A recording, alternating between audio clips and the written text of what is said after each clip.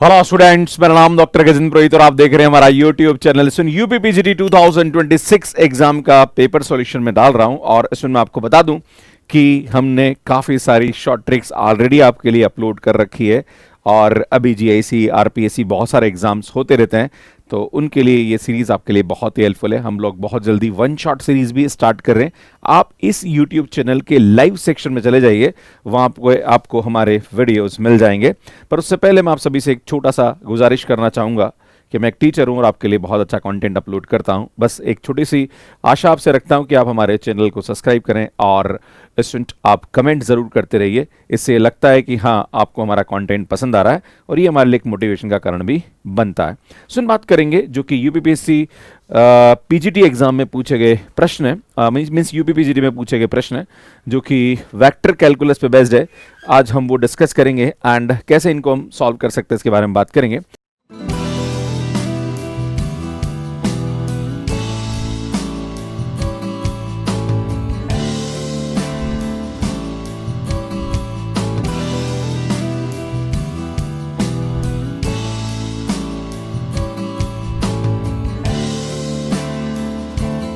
आपसे बोला जा रहा है कि ए और बी हमारे पास दो वेक्टर दे रखे हैं, तो आपसे बोला जा रहा है कि del two A by del Y square cross del two B by del x square, आपको इसकी वैल्यू निकालनी है 1,1,0 पे।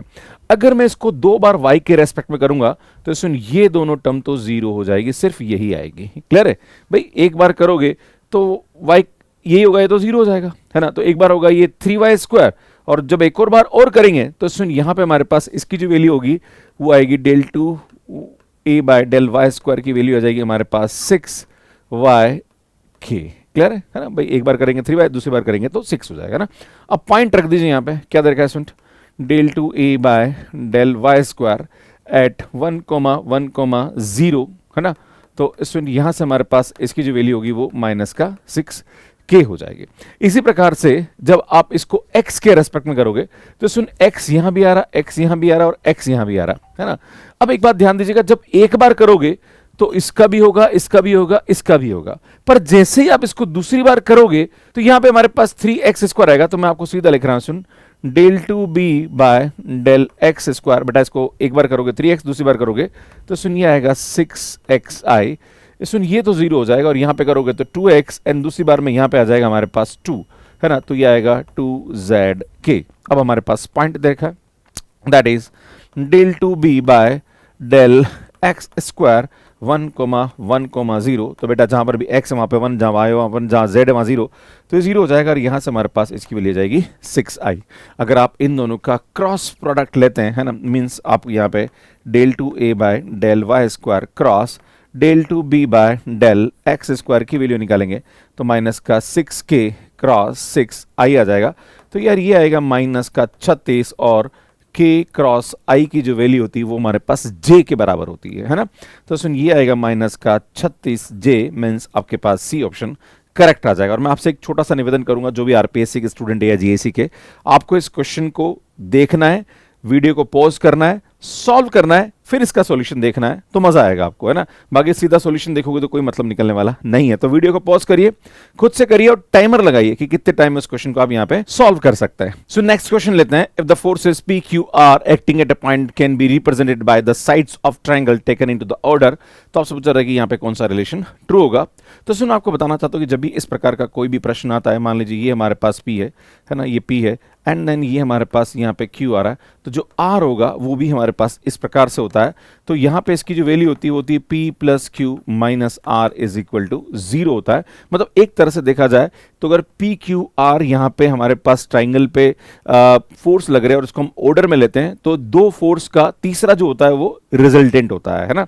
तो मतलब दो को जोड़ने पर हमारे पास तीसरा यहाँ पे आता है, तो ये हमारे पास यहाँ पे क्या जाएगा, सी ऑप्शन करेक्ट हो जाएगा। क्लियर? तो इस प्रकार से इस क्वेश्चन को हम यहाँ पे सॉल्व कर सकते हैं। सो नेक्स्ट क्वेश्चन देखिए, theta is the angle between any two vector A and B, then आपसे पूछा जा रहा है कि थीटा की वैल्यू क्या होगी। तो सुन ए डॉट बी है, इसको लिखते हैं हम ए बी कॉस थीटा और क्रॉस प्रोडक्ट को हम यहाँ पे साइन से लिखते हैं, that is A dot B होता है यहाँ पे एंड सुन ये आएगा हमारे पास साइन थीटा। तो ए डॉट बी से ए डॉट बी हमारे पास कैंसिल हो जाएगा, तो सुन cos theta is equal to sine theta, तो means tan theta is equal to 1 हो जाएगा। तो थीटा की वैल्यू हमारे पास यहाँ पे क्या जाएगी स्टूडेंट, पाई बाय 4 हो जाएगी, मीन्स हमारे पास सी ऑप्शन करेक्ट हो जाएगा। सो नेक्स्ट बात करेंगे the area of parallelogram constructed on the vector these and days where P and Q are the unit vector forming an angle 30 degree. तो आपसे बोला जा रहा है कि जो P है वो हमारे पास यूनिट वेक्टर है ना, और Q भी हमारे पास एक प्रकार से यूनिट वेक्टर है, मतलब अगर देखा जाए तो इसका जो मॉडुलस होगा उसकी वैल्यू क्या होगी स्टूडेंट, 1 होगी, है ना। ये आपको ध्यान देने की आवश्यकता है। अब इसमें आपसे बोला जा रहा है कि इनके बीच में हमारे पास जो एंगल होगा वो क्या होगा। तो एक काम करते हैं, हम क्या करते हैं, सुन ए क्रॉस बी की वैल्यू निकालते हैं ना।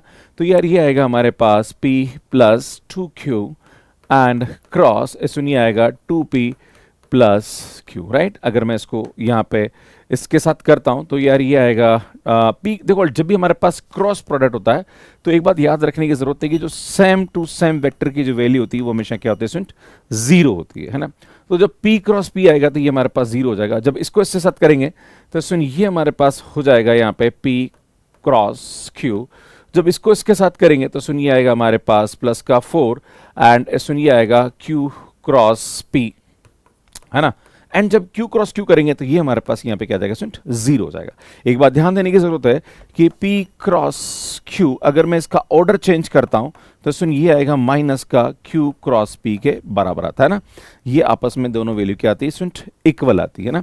तो यहाँ पे अगर P क्रॉस Q आ रहा है तो स्टूडेंट मैं क्या करूंगा, ये आएगा P क्रॉस Q माइनस का मैं इसको करूंगा यहाँ पे 4, है ना, और ये आएगा हमारे पास P क्रॉस Q आएगा। मैं इसका ऑर्डर चेंज कर रहा हूँ तो माइनस आ जाएगा ना। तो यार ये आएगा माइनस का 3P क्रॉस Q, हमारे पास यहाँ पे इसकी वैल्यू आ जाएगी। अब मैं क्या करता हूँ, सुन मैं यहाँ पे इसके मॉडुलस लगाता हूँ ना। तो यार यहाँ पे इसका लगूंगा तो यार ये हमारे पास क्या आएगी, ध्यान दीजिएगा, है ना। तो मैं क्या करता हूँ, सुन इसका मॉडुलस लगाता हूँ, that is A cross B is equal to, यार यहाँ पे इसका मॉडुलस लगाएंगे तो 3 एंड ये आएगा सुन P क्रॉस Q के बराबर आ जाएगा, राइट। अब हम जानते हैं सुन यहाँ पे कि आपसे क्या पूछा जा रहा है कि द एरिया ऑफ पैरेललोग्राम। तो सुन एरिया का जो फार्मूला होता है वो हमेशा हमारे पास A क्रॉस B के बराबर होता है ना, बस हमें इसकी वैल्यू निकालनी है, क्लियर है ना। ये एरिया ऑफ द पैरेललोग्राम यहाँ पे होता है। अगर ट्राइंगल का एरिया बोल दे तो 1/2 आ जाता है ना। अगर नॉर्मली पैरेललोग्राम का एरिया बोले तो सिर्फ इनको क्रॉस प्रोडक्ट करना होता है ना। अब इसको खोलेंगे तो यार ये आएगा हमारे पास PQ एंड सुन यहाँ पे मोड P और मोड Q आएगा एक तरह से देखा जाए तो, और ये आएगा हमारे पास यहाँ पे साइन थीटा, राइट। तो सुन मोड P और मोड Q की वैल्यू हमारे पास यहाँ पे कितनी आ रही है स्टूडेंट, 1 आ रही है ना। तो यार ये हमारे पास 3.1.1 एंड साइन 30 आ जाएगा, और साइन 30 की जो वैल्यू होती है वो हमारे पास 1/2 हो जाती है स्टूडेंट। यहाँ पे 3/2 हमारे पास क्या आएगा स्टूडेंट, इसका आंसर आएगा डी ऑप्शन करेक्ट आ जाएगा। नेक्स्ट क्वेश्चन देखते हैं स्टूडेंट।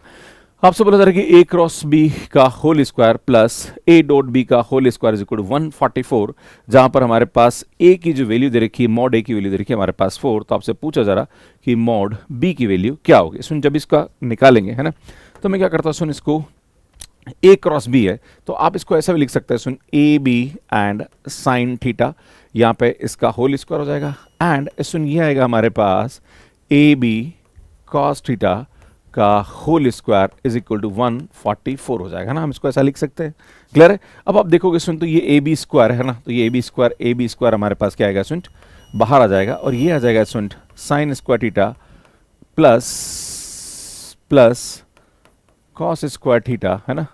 सुन ये अंदर आ जाएगा एंड 144 हो जाएगा। सुन यहाँ से इसकी वैल्यू जो होती है वो कितनी होती है सुन, 1 होती है। वैसे आपको बताना चाह रहा हूँ मोड A मोड B आता है ना। तो अल्टीमेटली अगर इसको लिखेंगे तो यहाँ पे हम इसको ऐसा लिख सकते हैं, मोड A का स्क्वायर मोड B का स्क्वायर इज इक्वल टू 144 होगा, और यहाँ पे मोड A की वैल्यू 4 आ रही तो सुन 16 मोड B का स्क्वायर इज इक्वल टू 144 हो जाएगा।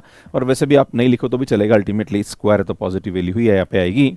तो आप इसको यहाँ पे 16 से डिवाइड करेंगे तो mod B square is equal to 9 हो जाएगा। तो मोड B की वैल्यू हमारे पास यहाँ पे क्या जाएगी सुन, 3 हो जाएगी। तो सुन हमारे पास सी ऑप्शन करेक्ट हो जाएगा। सुन बात करते हैं नेक्स्ट क्वेश्चन के अंदर, let A and B the 2 non collinear unit vectors है। सुन दोनों ही हमारे पास नॉन लीनियर यूनिट वेक्टर है। तो आपसे पूछा जा रहा है कि अगर U की वैल्यू ये है और V की वैल्यू ये है तो आपके पास V वेक्टर जो होगा वो किसके बराबर होगा। तो मैं आपके सामने इस क्वेश्चन को एग्जांपल से करके दिखा सकता हूं, है ना, कि मान लीजिए हम यहाँ पे 2 नॉन कोलिनियर वेक्टर लेते हैं ना, और वो यूनिट होना चाहिए। तो एक काम करता हूं, मैं इसको ऐसा लेता हूं, इसमें I ले लेता हूं इसको, ठीक है ना, और जो हमारे पास B है इसको ले लेता हूं मैं J, है ना।